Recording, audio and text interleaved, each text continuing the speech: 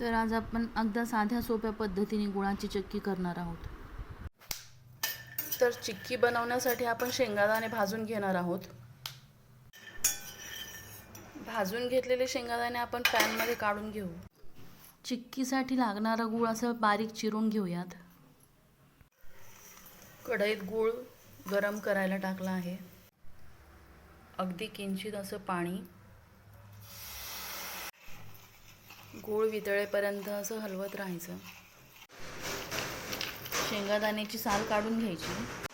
तुम्ही बघू शकता साल काढलेले शेंगादाणे चिक्कीसाठी अगदी रेडी आहेत.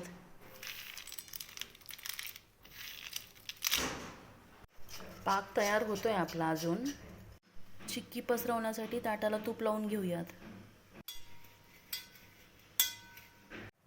पाकात थोडासा बेकिंग सोडा टाकू.